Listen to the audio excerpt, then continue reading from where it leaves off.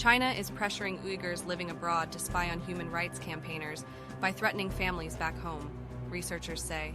Refugees and activists tell the BBC intimidating tactics are tearing communities apart. "My dearest son," said Alim's mother as she flickered into view, "I didn't think I'd see you before I died." Alim, not his real name, says he was overcome by the moment. The reunion over a video call was their first contact in 6 years since he fled as a refugee to the UK. But it was bittersweet. Someone else was in control of the call.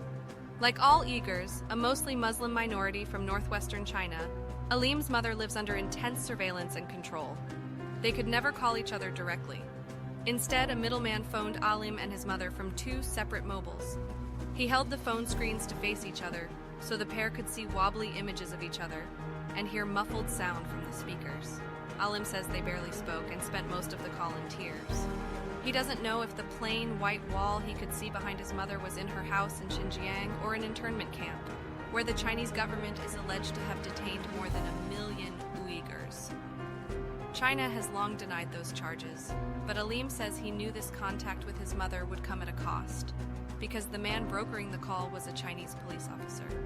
When the officer called again, he asked Alim to attend meetings of Uyghur human rights activists, gather intelligence, and pass it back to the Chinese state.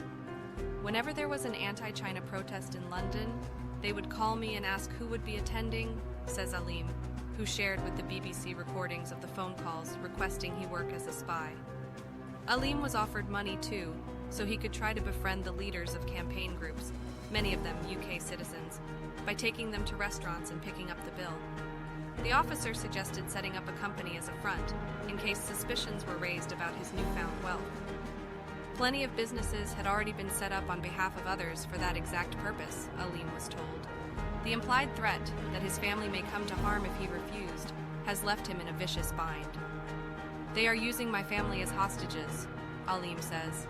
"I am living in a dark moment,